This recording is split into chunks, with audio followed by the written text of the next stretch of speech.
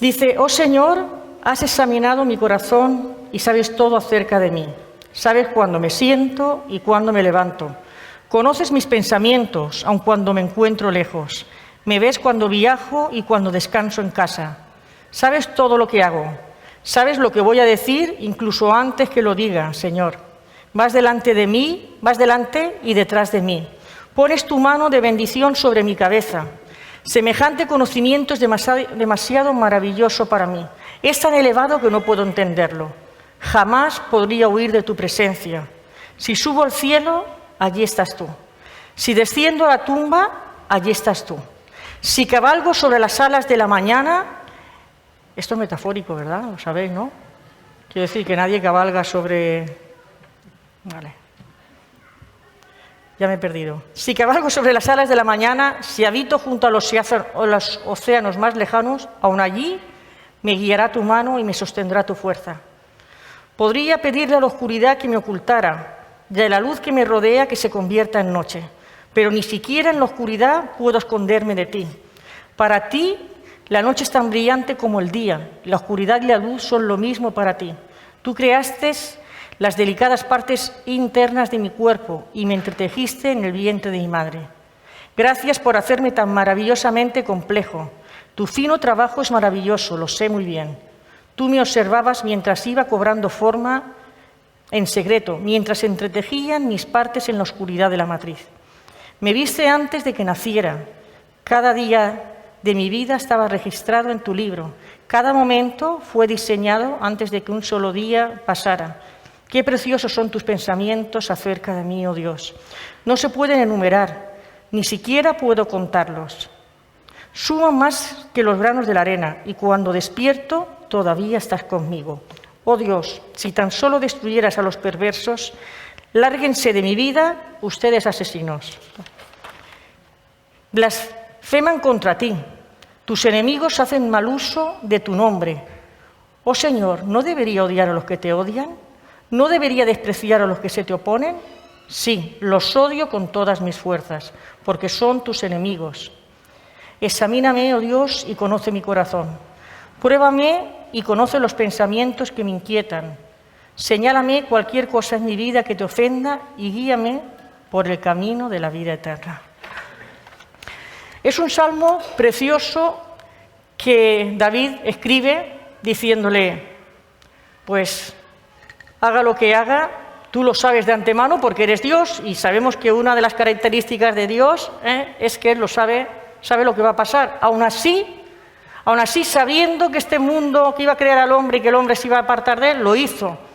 Permite que pasen las cosas porque siempre tiene un plan y una razón para ello, que es como hemos cantado, como se ha hablado últimamente, ¿no? Ayer Zaida también nos compartía sobre el hecho de estar ahí en la relación, de poder disfrutar de la relación de Dios. Se nos está hablando mucho últimamente sobre la intimidad con Dios, porque es muy importante estar en esa intimidad con Dios. Alejandra también nos compartía el miércoles sobre el hecho de no solo de convertirse, sino de luego ir a la luz para poder seguir siendo transformados. Y el Salmo está hablando de eso, de esa transformación que tiene que haber. Es escrito por alguien que es melancólico, ¿vale? Era sanguíneo también, pero era melancólico. Y los melancólicos se les da bien la poesía. Entonces, para decir lo que otro hubiera dicho en una frase, como es el caso de Pedro, ¿no? Pedro, ¿sabéis quién es Pedro? El apóstol. Este que siempre decía, yo, Señor, Él era el primero en todo. No te voy a negar, no, yo muero contigo, todo. Pero cuando llega la hora de verdad lo niega. Y Jesús se lo había dicho, pero Él dice, no, yo, ¿qué te voy a negar? Si tengo que morir, muero contigo. Y lo negó. Y en el capítulo 21 de Juan, que relata ese encuentro de Jesús después de resucitar, donde prepara un fuego igual que el fuego donde a la sombra de ese fuego Pedro había negado a Jesús, y Jesús le pregunta durante 3 veces si lo ama. Es paradójico, ¿no? Las mismas veces que lo había negado. Y Pedro resume, tal vez, mira, lo que ha escrito David en todos esos versículos. Pedro dice, te amo, y termina diciéndole, Señor, tú lo sabes todo. Aunque te amo, seguramente que voy a meter otra vez el garrón. Él ya había entendido que por mucho que dijera, es fácil meter la pata porque una cosa es nuestro espíritu, que está pronto, y otra cosa es nuestra carne. Y en esta tarde, si yo tuviera que ponerle un título a lo que voy a compartir, pues sería Necesito de un milagro, ¿no? Y vamos a empezar leyendo en Efesios, bueno, lo voy a leer yo, que lo tengo aquí escrito en grande, no hace falta, en Efesios, porque voy a ir pasando, entonces, 2, 8, 9, que dice, yo creo que todos lo conocéis, pero por si no, lo voy a volver a repetir. Porque por gracia sois salvos por medio de la fe, y esto no de vosotros, pues es don de Dios, no por obras para que nadie se gloríe. Nueva traducción viviente. Dios nos salvó por gracia cuando creímos. Dice, ustedes, nosotros, no tenemos ningún mérito en eso. Es un regalo de Dios. Parece que queda más claro. Entendemos que la gracia es algo que no podemos comprar, porque es lo que está diciendo. Mirar, que a mí que me gusta mirar en los diccionarios y esas cosas, me voy a mirar la definición de gracia a ver qué opinan los que no conocen a Dios, No me fui a un diccionario bíblico, sino los que no conocen a Dios. El término gracia es de origen latín, gratia, que significa benevolencia, favor o beneficio, que se recibe sin ningún tipo de merecimiento. Además, gracia es el don que poseen algunas personas, porque son graciosas, estas que tienen esa gracia, ¿no?, para divertir a otros, bueno, todas esas cosas. Dar las gracias significa agradecer por algo. Cuando yo doy las gracias, estoy agradeciendo algo. Y en la definición pone gracia de Dios, es decir, se aventuran, porque al fin y al cabo creo que parte de ahí, gracia de Dios. Dice, es el don de Dios que eleva a lo sobrenatural a la criatura racional, es decir, a nosotros, haciéndola hija suya y partícipe de su vida. La gracia no se refiere solo al perdón, incluye la salvación, ¿vale? Es decir, nos perdona y nos salva, por eso es gracia, no es como cuando un rey quería hacer una gracia a alguien que estaba condenado y la gracia era que le perdonaba la vida, solo que aquí va más allá. Enseñando al hombre a rechazar, dice el diccionario, a rechazar los deseos mundanos y a los actos impuros. La gracia de Dios es fundamental para alcanzar la salvación. La gracia de Dios es una virtud por la cual Dios puede dar algo a cambio de nada, ya que para alcanzar la misma el hombre nada puede hacer por sí mismo. La gracia de Dios llega por medio de la fe y la aceptación del sacrificio que Jesús hizo por la humanidad. Amén. Fíjate que hasta un diccionario nos aclara esa parte de la gracia de Dios. Y además hace una diferencia entre gracia y misericordia, que nosotros muchas veces atamos. Dice, son términos que a menudo se confunden al pensar que son sinónimos, sobre todo con los creyentes. La misericordia es entendida como un acto de bondad o compasión, creo que en eso estamos todos de acuerdo, hacia otra persona, por lo general del ofendido al ofensor. Es decir, Benja hace algo que está mal, pero aún así yo soy generosa, no me enfado, lo trato bien. Eso es misericordia, dice. Amén. ¿Vale? Es lo que está diciendo.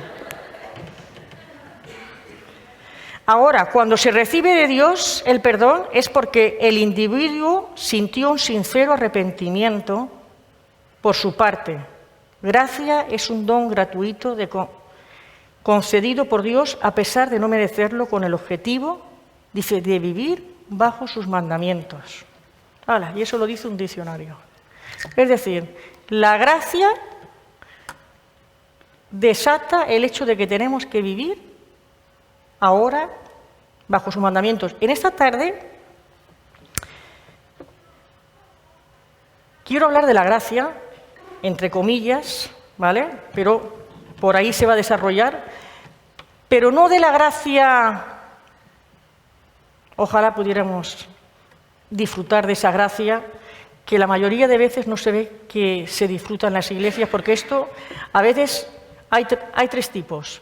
Están Los legalistas, y si yo hablara de legalistas y hablara de alguien de la Biblia, ¿en quién pensaríais? Alguien que no supo disfrutar de la gracia, de lo que tenía. El hermano del hijo pródigo, ¿verdad? Vivía en casa del padre, lo tenía todo a su alcance y no había entendido que podía disfrutar de todo. No lo había entendido. Eso es legalismo. Seguramente había visto sufrir a su padre. Yo ahora me voy a poner del lado del hermano del hijo pródigo por un momento. El hermano del hijo pródigo tenía razón. Su hermano era un sinvergüenza.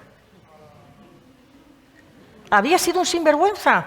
Le había pedido la herencia a su padre. Las herencias se cobran cuando uno se muere, no antes. Este le había pedido la herencia. Seguramente que le había dado disgustos toda la vida hasta que finalmente salió de casa. Y luego vuelve y su padre lo recibe como si fuera el mejor hijo del mundo. Y el hermano se molesta. Humanamente eso es comprensible. Se molesta con razón. Se molesta con razón porque él se habría portado bien para no hacer sufrir a su padre. De eso ya se encargaba el otro.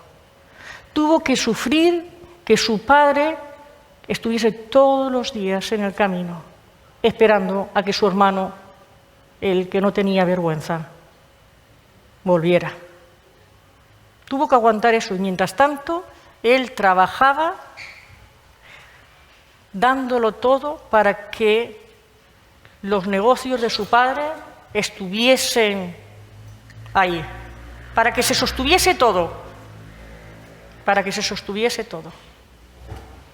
Es que muchas veces hablamos del hermano como con desprecio, pero el hermano tenía también que tener eso. Había estado tan preocupado por su padre y por las cosas que no había tenido tiempo de disfrutar de su padre. No había tenido tiempo. A lo mejor su padre en ese tiempo hubiera necesitado más el cariño de él que el trabajo. Eso me lo estoy inventando yo, ¿vale? No lo pone en la Biblia, pero es posible.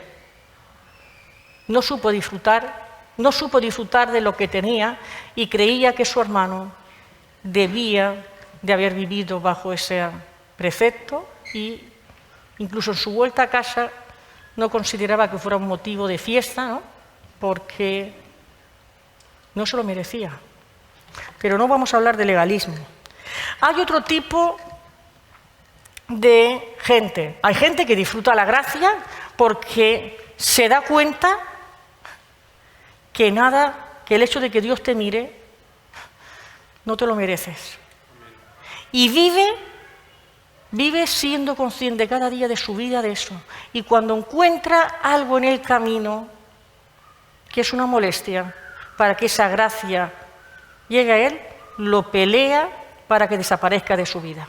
Esos son los que han entendido la gracia.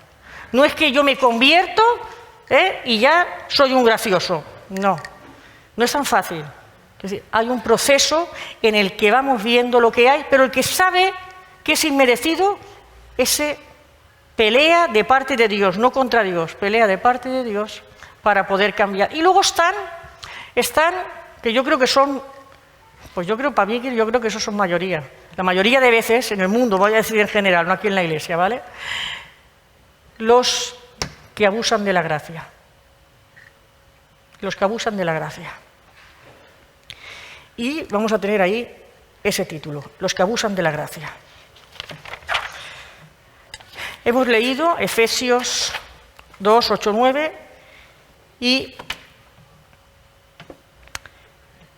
nos habla de algo que acabamos de recibir, ¿no? Hemos recibido la salvación, hemos recibido la vida y decimos, oh, ahora voy a... ¡Qué guay soy!, ¿no? Pero muchas veces qué guay soy va como diciendo, fíjate el favor que le estoy haciendo a Dios. Que he decidido dejar mi vida para caminar con Él. Hay muchos que parecen que Dios les tiene que pedir permiso. Eso ya cada uno que se examine, como hemos leído, que ya Dios nos examina también, como dice el Salmo. Es verdad, muchas veces hay gente que o en algún momento de nuestra vida nos comportamos casi como que le hacemos un favor a Dios por caminar con Él. No sé de dónde lo sacan.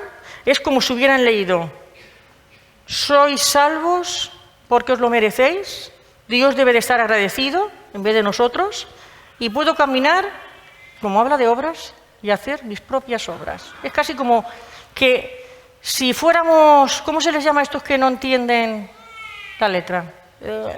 Los disléxicos, como si fuéramos disléxicos o llevásemos una gafa mal graduada y estamos leyendo algo distinto de lo que nos dice la palabra de Dios.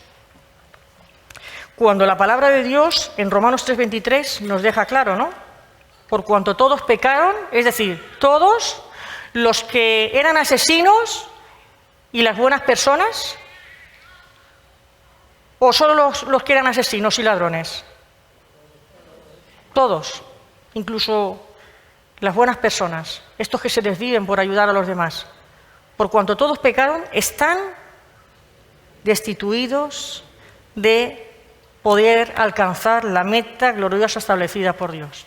Es que he hecho una mezcla entre la Reina Valera y la Nueva Traducción Viviente, ¿no? Pero lo voy a leer. Por cuanto todos pecaron y están destituidos de la gloria de Dios. La Nueva Traducción Viviente, que yo creo que nos lo aclara más. Pues todos hemos pecado, nadie puede alcanzar la meta gloriosa establecida por Dios, que es llegar al cielo.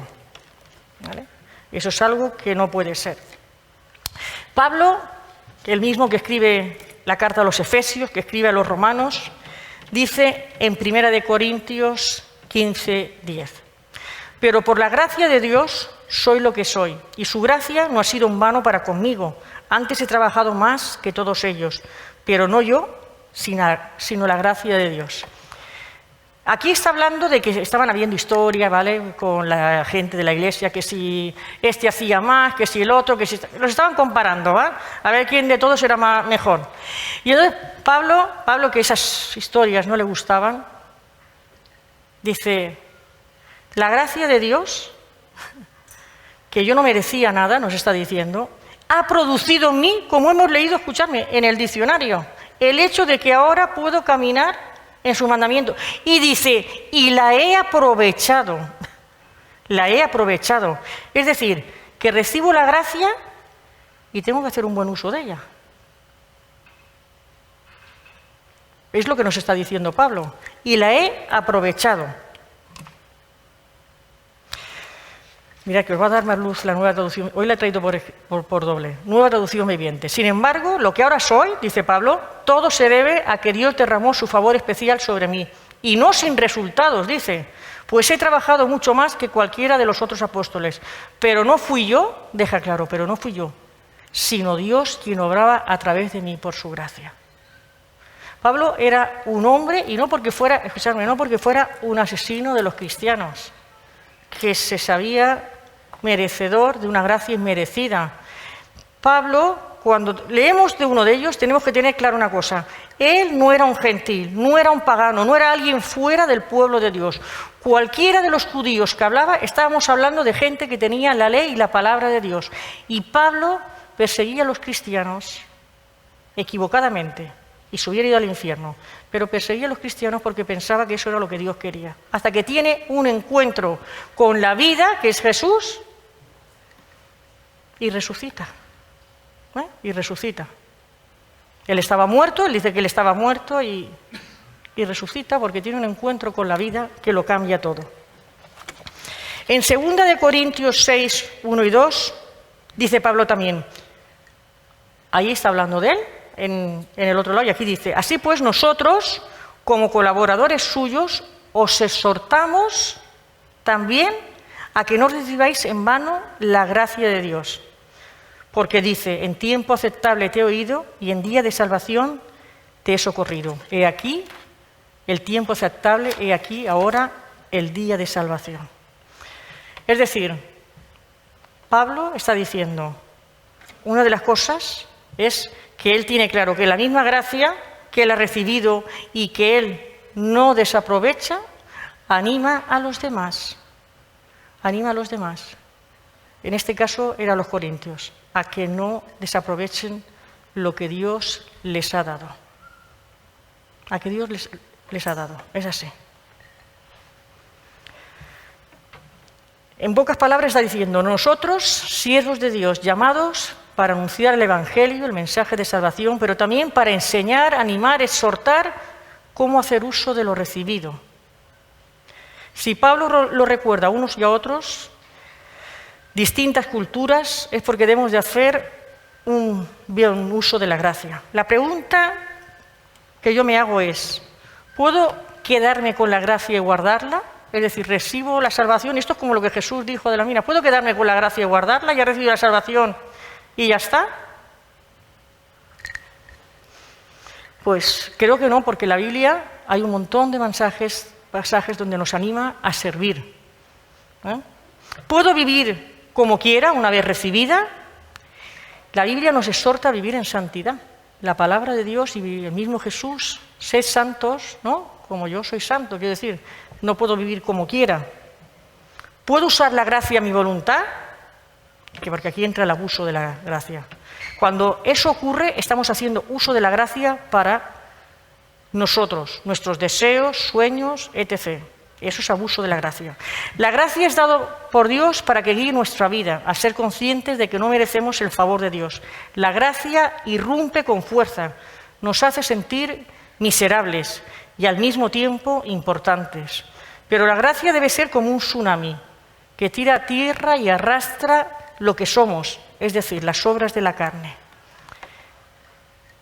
Nadie puede tener un encuentro con Dios, yo siempre lo he dicho, y quedarse igual. Tal vez porque yo tuve la suerte, y digo la suerte, en este caso no me gustó la vida que antes llevé, pero digo la suerte de que yo sabía que conforme vivía no estaba bien. Hoy en día la gente no lo sabe, porque cada vez normalizan más todo. Entonces la gente que se drogaba y que era más libertina, todo el mundo sabíamos que vivíamos al margen de lo que era natural. Lo teníamos claro.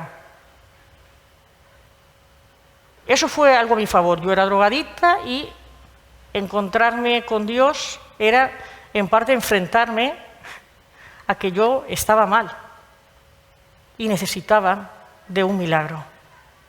Necesitaba la vida. Y Dios siempre me recordó que era inmerecido. Que Él me lo recordara a lo largo de los años, eso es lo que siempre me ha animado a luchar. Yo siempre le dije, nunca dejes que olvide de dónde me has sacado. Y no me refería a las drogas. Las drogas para mí era una circunstancia ocurrida, porque yo sabía que lo que me había llevado a las drogas no tenía nada, en mi caso no tenía nada que ver con el vicio. Había caído en las drogas, pero porque la insatisfacción que había en mi vida. Yo sabía que el problema era otro. Y yo sabía que Dios me sacaba de ahí. De todo lo que yo creía. Yo era como la canción de Janet, lo he dicho muchas veces, yo soy rebelde porque el mundo me ha hecho así. Yo estaba convencida de eso, de que yo era rebelde porque el mundo me había hecho rebelde, de que los demás tenían la culpa, de que si yo no me sentía querida era porque nadie me había querido, nadie me había demostrado amor, a nadie le había importado escucharme. Yo estaba convencida de eso. Pero cuando yo tengo ese encuentro con Jesús, me doy cuenta de que eso era mentira. Era mentira. Nadie tenía la culpa. Ese encuentro con la gracia me hizo darme cuenta de que se me habían acabado las excusas. Se me habían acabado las excusas. Ahora tenía que enfrentarme a lo que yo era. No había más. Tenía que enfrentarme a eso.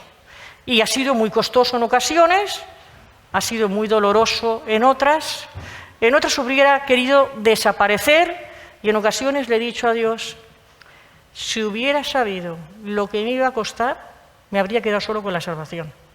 No habría querido cambiar. Menos mal que Dios nunca me hizo caso. Yo luego le decía, pero tú no me hagas caso. Yo le decía, pero tú no me hagas caso. Pero alguien se lo tenía que contar, yo siempre se lo contaba a él. Lo bueno que yo descubrí cuando conocí a Jesús es que por fin tenía alguien que le contaba las cosas y que le importaba y que no se asustaba de las barbaridades que yo pensaba. Y eso que él es como de oídas todavía oído, pues así. Si él supiera todas las barbaridades que han pasado por mi cabeza, no sé si compartiríamos cuarto. Porque se asustaría, escúchame, porque mi cabeza era una cabeza retorcida, no lo digo de verdad, no lo digo como una novia, era muy retorcida. y muy egoísta. Ahora, yo supe que a partir de ese momento empezaba un camino en el que la gracia iba a tener que ganar terreno. La gracia es lo que me hace enfrentarme al hecho de que tengo que perdonar a lo que me han hecho. ¿Por qué? Porque si no estoy diciendo que yo soy mejor que Dios y que yo no necesitaba perdón. Fíjate, cuando yo no perdono, lo que estoy diciendo es que Dios se equivocó al querer perdonarme a mí. Si casi que yo tenía que haber escrito los estatutos con Él y las leyes, ¿no? Porque es así, es así. Es lo que estoy diciendo. Cuando yo quiero hacer algo por mí mismo, que no es lo que Dios quiere que haga, pero que yo me empeño en que es mejor, también. Porque ocurre una cosa.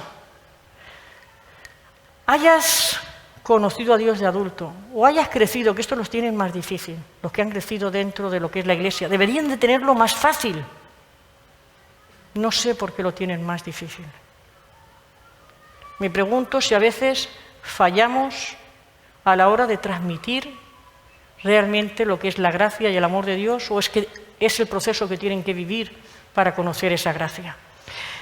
Pero si tú has crecido pensando siempre como el hermano del hijo pródigo, pero estar en la iglesia, estar en una familia cristiana, no te quita del mundo. Satanás va haciendo su obra y va metiendo ideas en la cabecita y sueños. ¿Por qué yo no puedo tener esto? Cuando sea mayor yo quiero tener esta familia. Casi como Hitler, todos rubios y de ojos azules, mis hijos. Es un decir, pero quiero decir que nos hacemos planes que a veces está Dios metiendo planes en nosotros también desde pequeños, pero como Satanás, sobre todo con los que son hijos de creyentes, porque con los del mundo los tiene ahí, ya se encargan de meter los suyos, pues los mezcla y mezcla lo que Dios, como hace con la música, como nos ha hecho con el arco iris, que no lo ha robado.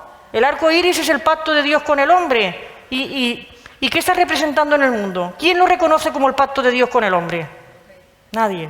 Pues lo mismo, va haciendo lo mismo y va mezclando mentiras y crecen esos sueños y pelean.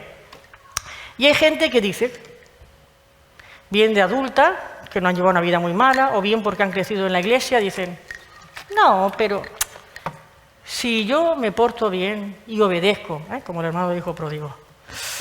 Pero claro, como oyen hablar de la gracia, quieren experimentar la gracia. Pero resulta que no pueden. Entonces, se hacen un mundo pequeño sin darse cuenta, porque esas cosas que están dentro hacen que vayan enfermando. Uno va enfermando. ¿Por qué no me puedo poner yo una falda por aquí? ¿Quién lo dice? ¿Por qué no puedo llevar un pantalón roto aunque se me vean los calzoncillos? A ver, ¿quién lo dice? ¿Lo ha dicho Dios? La Biblia dice, viste decorosamente. Pero ahora te dicen, no, y no me voy a centrar en la ropa, porque al fin y al cabo creo que cuando uno tiene un encuentro real con Jesús y con la gracia, te das cuenta que esa misma falda puede ir por aquí y tú estás caminando de forma distinta al mundo porque no perteneces al mundo. Amén. Es un ejemplo sencillo que nos tiene que hacer entender que cuando algo queremos guardarlo, a ver, ¿por qué no lo puedo hacer? Lo puedes hacer, como dice la palabra de Dios, todo es lícito, pero no todo me conviene. Y eso forma parte de las zorras pequeñas, esas zorritas pequeñas que se mueren, es que se mueren, y claro, y enfermamos. Y vamos enfermando porque no podemos disfrutar. En un conato así de gracia en el que en un culto especial o en un tiempo mío con Dios, es como que, vale, lo voy a hacer, voy a cambiar en esto, voy a cambiar el otro. Pero resulta que como está todo lo demás ahí, ¿Es que acaso no tengo derecho? Si Dios me ha hecho... otra cosa, si Dios me ha hecho libre, ¿me vas a decir tú lo que tengo que hacer? Yo hago lo que quiero. Venir a la iglesia vengo porque quiero. Es verdad, pero un día podéis venir y encontraros la iglesia cerrada. Porque nosotros, el equipo pastoral, decida, pues mira, este domingo nos vamos a ir a pasear. ¿Qué pasaría? Al fin y al cabo, nosotros no cobramos sueldo, así que no fichamos. ¿Qué pasaría? Y el grupo de alabanza ha decidido irse a un spa ese domingo. Han dicho, porque vamos a descansar, ¿no? Y diríais, hay que ver qué poco espirituales que son. ¿Cómo han podido desaparecer sin... Bueno, tratándose de los pastores, ya para qué quieres más, nos fusiláis. Pero escucha, que el mismo derecho que tienes tú lo tengo yo. ¿O no? ¿Que a mí Dios no me ha hecho libre? ¿Por qué crees que vengo yo aquí? ¿Por ti? Te amo, pero no vengo por ti. Yo vengo por Dios. Porque su gracia me hizo libre para decidir. Y decidí por Él. Y decidí por Él. Esa es la realidad. El problema es que cuando dejamos... Es que yo no soy rebelde, dicen. Es que yo no soy rebelde. Pero estoy siempre ahí con Él. Tú me dices... Voy otra vez con la ropa. Yo lo dice alguien que sigue vistiendo en su mismo estilo que hace 30 años, que yo era bastante hippie y bastante moderna, pero no visto, quiero decir, quien me ha conocido, no visto como antes. No llevo transparencias, no llevo cosas indebidas. Pero sigo vistiendo mi estilo porque los colores fueron creados todos por Dios, gracias a Dios, que la creación tiene unos colores impresionantes.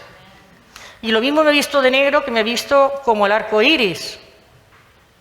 Gracias a Dios. Me siento libre para eso. No todo el mundo puede decir lo mismo.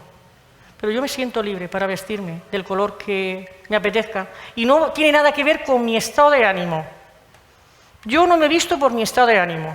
Yo me visto porque me apetece, pues me voy a poner esto. Y me miro al espejo y siempre pienso, ¿esto a Dios le gusta?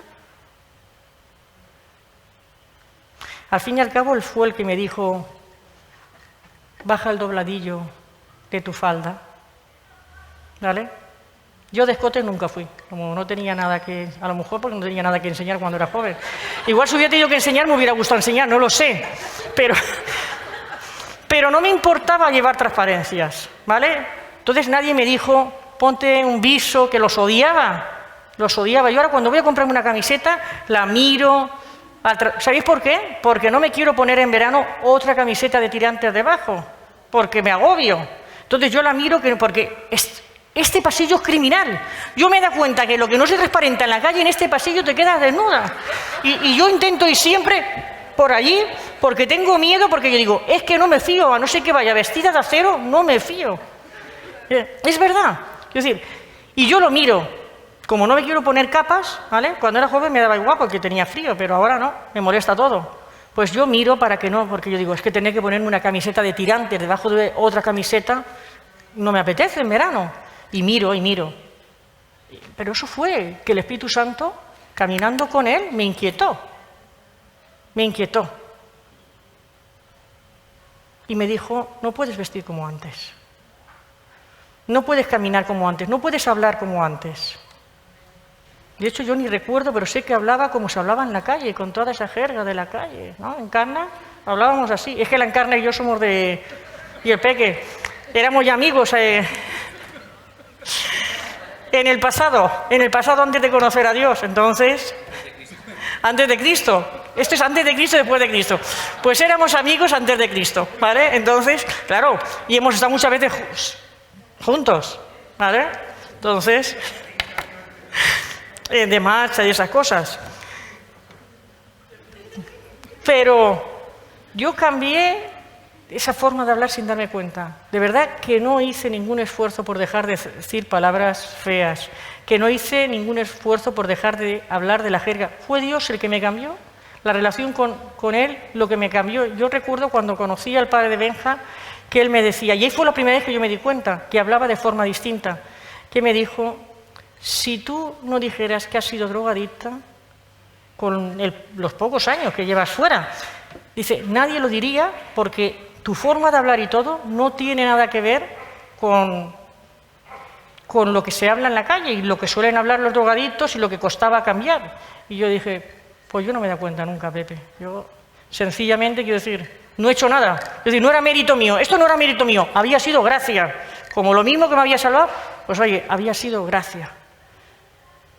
La cercanía a Él me había ido cambiando.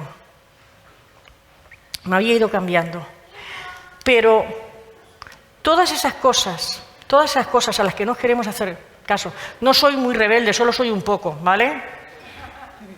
Pues, si yo estoy en todo, pero sigo siendo un poco rebelde, pero sigo siendo un poco, y luego dices, es que me siento que no puedo salir de la situación, que quiero tirar para adelante y no puedo cambiar.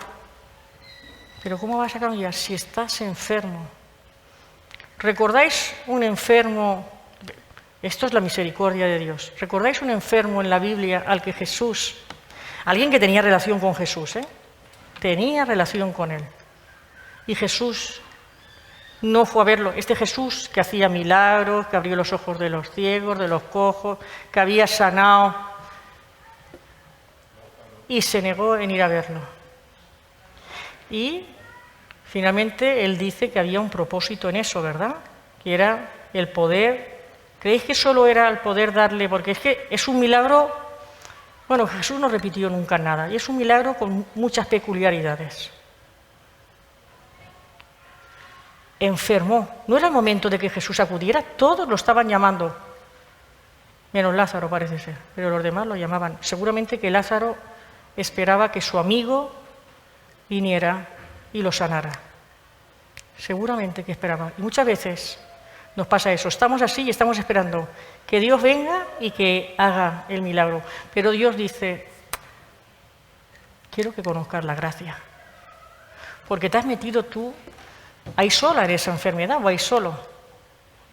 Y ahora vas camino a más oscuridad. Pero voy a dejar que te metas en la oscuridad. Y te ves en la tumba como Lázaro. Te ves en la tumba. Es más, cuando Jesús va, las hermanas le dicen, si ya huele mal. ¿Qué dices? Si es que cuando uno está así, es como que además muchas veces la gente le huye porque sale lo que hay. Aunque no abras tu boca, es algo que se transmite. Los problemas, la lejanía, la frialdad, todo lo feo está ahí, y está ahí contenido. Y es como que la gente se acerca y dice, uff, ¿no? Pues lo mismo, Lázaro lo teníamos ahí que olía mal. Decía su hermana, seguramente que ya estaba empezando. Esa parte me hubiera gustado estudiarla, cuando se empezaba a descomponer un judío con las cosas que le hacían. Se me ha olvidado, mira, ahora lo he pensado. Pero da igual, el caso es que Lázaro estaba en la tumba y estaba todo vendado y dentro de una tumba con una piedra, como cuando vimos esa obra de Navidad donde salía el Rocky que decía, todos venían a por mí y yo, pobre de mí, y pudieron con la roca. Llega Jesús y dice, este Jesús es el que hacía los milagros. Dice, apartar la roca. ¿Por qué le dice a la gente que aparten la roca? A ver. Muy bien. ¿Y entonces qué es lo que hace? La voz de la vida dice, Lázaro, sal fuera. Y Lázaro, que está todo atadito, dice que de pies y manos y vendadito, al oír esa voz, estando ahí en el sepulcro, en la muerte, cuando ya no había solución para él, porque ya estaba, coge y sale fuera. Sale fuera, saldría dando saltos, eso no lo dice, pero no lo sé, porque ¿por qué no hace que entren a por él y lo saquen? Si ya ha dicho que quiten la piedra. No. Unos tenían que quitar la piedra y Lázaro tenía que oír su voz. Y cuando Lázaro oye su voz, sale fuera. Está la vida misma ahí. No puede, es más fuerte que él. Había estado deseando que viniera, pero no había sido capaz. Se tiene que ver muerto para que Jesús aparezca, porque Jesús quiere usarlo para que conozca algo más. Y entonces dice desatarlo. Pero si ya se ha ido fuera caminando y todo. ¿Por qué hay otros que tienen que participar en eso? Porque muchas veces estamos dentro de ese círculo que nosotros nos hemos creado, nos hemos quedado ahí, de esos límites que nos hemos puesto y se convierten en nuestra tumba, porque no queremos cambiar, porque creemos que la gracia recibida en la salvación nos da derecho a todo. Hacemos a Dios pequeño y hacemos nuestro mundo también pequeño, porque no disfrutamos de la gracia. Tiene que haber unos que quitan la roca, que son los que te dicen, estás mal.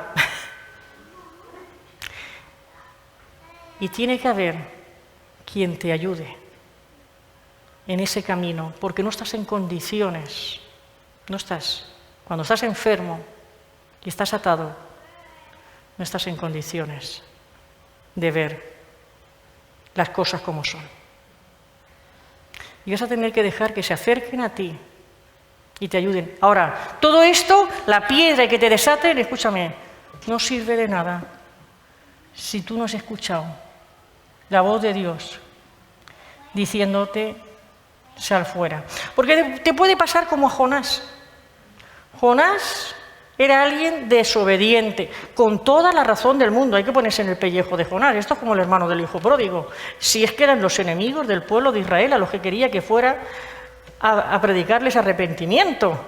Si lo que Jonás quería y todo el pueblo judío era que acabara con ellos, y ahora me dices que vaya y les predique arrepentimiento, tú, Dios, no debes de saber. Así que prepara, y Dios lo deja que prepare las cosas, que se vaya en un barco, que ponga en riesgo la vida de todos, y finalmente lo tiran al mar a petición de él, porque sabía que si no todos iban a morir por su culpa. Pero Dios, que Jonás seguramente diría, ahora ya no voy, ahora ya me muero, era un suicidio, ahora ya me muero. Pues Dios dice, va a ser que no. Y hay un pez ahí y se lo traga 3 días dentro del pez, hasta que clamó. Y aún así, creo que no encontró la gracia. Es el mensaje de salvación más arrepentidos, ¿no? O pereceréis, les dice. Y van y se arrepienten tú. ¿Y qué es lo que le pasa? Por eso sé que no había conocido la gracia. ¿Qué es lo que le pasa a Jonás? Que se enfada. Entonces, ¿para qué había estado 3 días dentro del pez? ¿No había entendido que era Dios que lo había salvado? No lo había entendido. Le tiene que hacer aún lo de la calabacera para que entienda, y se enfada con la calabacera, y Dios le dice, tú te enfadas por esa calabacera y no me voy yo a conmover por toda la gente que hay ahí.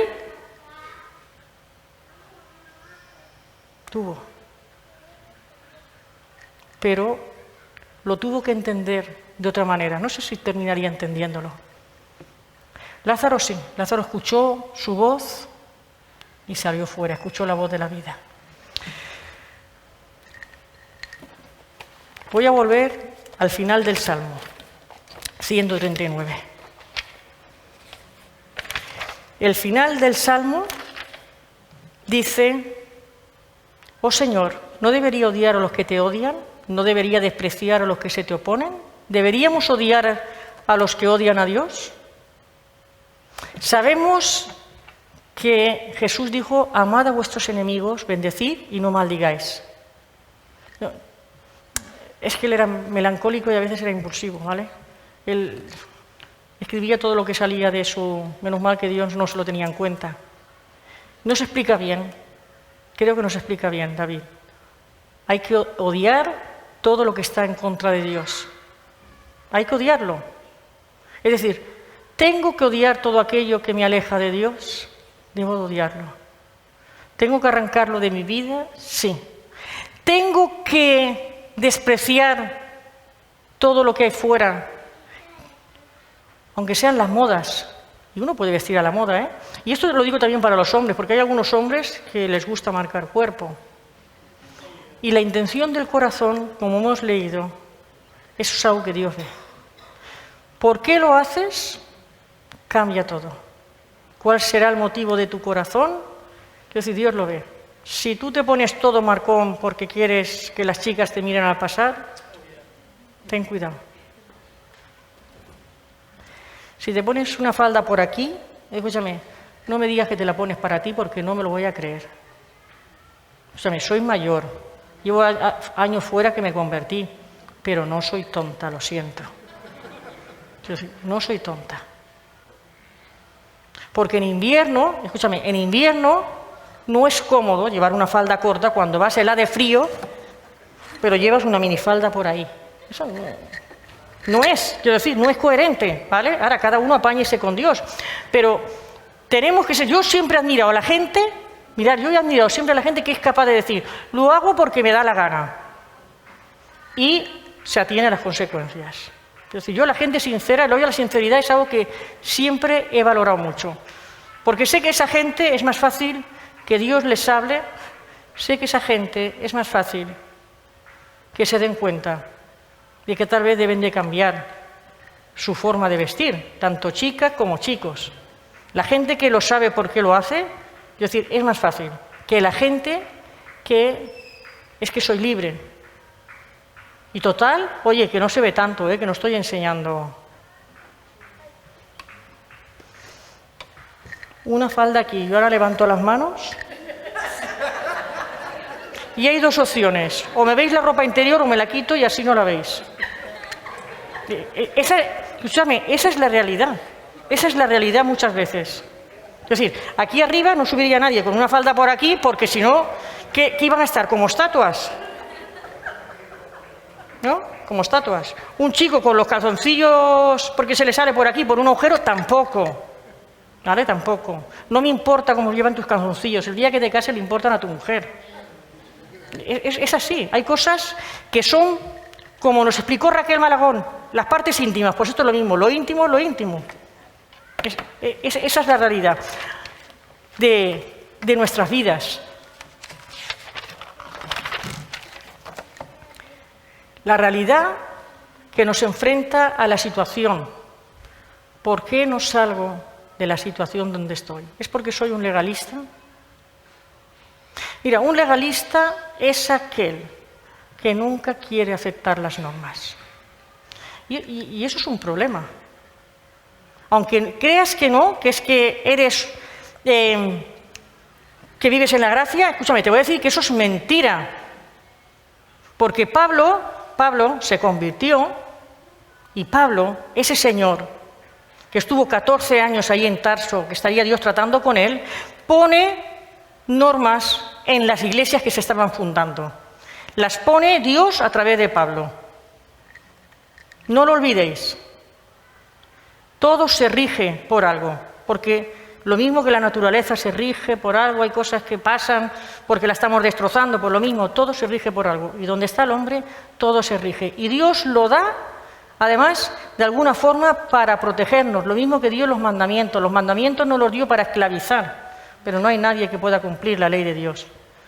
Los mandamientos fueron dados para protegernos y protegernos de nosotros mismos. Yo decido qué clase de gracia vivo. ¿Vivo con los abusos de la gracia y eso quiere decir que hago lo que me da la gana? Porque soy gracioso. Pero Pablo me dice, haz buen uso de la gracia recibida.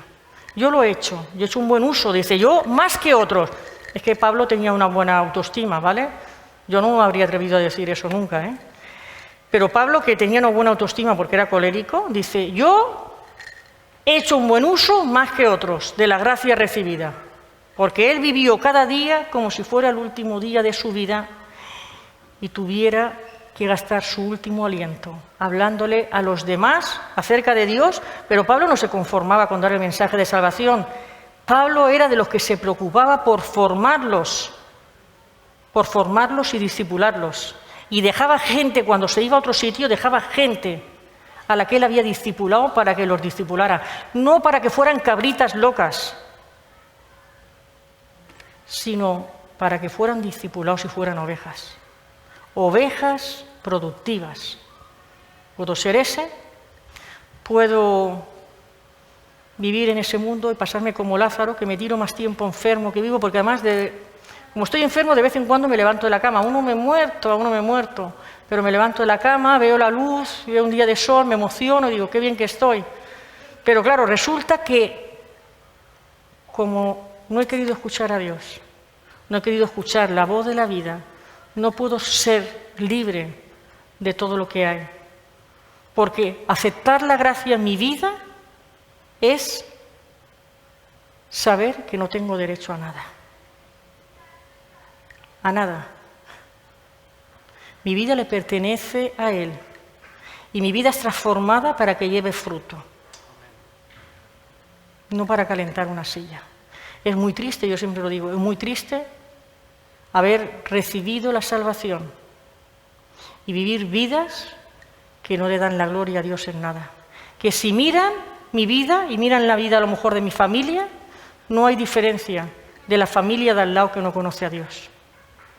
Si miran cómo yo me relaciono con los hombres, no hay diferencia de cómo lo hace la gente del mundo. Y al contrario, lo mismo. Si un hombre se relaciona con una mujer y la trata aquí en la iglesia como ha tratado a las mujeres fuera, está mal. Nadie es objeto de nadie. Y nuestras necesidades no nos pueden llevar. A lo mejor Dios puso un sueño y has dejado que Satanás lo inunde de mentiras y estás enfermo y no dejas que la gracia llegue, porque la gracia es, como he dicho antes, es un tsunami, tiene que arrastrarlo todo. Tiene que arrastrarlo todo. Y cuando se encuentra con una muralla como la de Jericó, que en mi vida había muchas, yo tuve que ser parte en lo que Dios quería hacer. Me costó lágrimas, enfados, pero Dios lo hizo. Dios derribó cosas en mi vida que algunas ni siquiera sabía que existían, otras sí.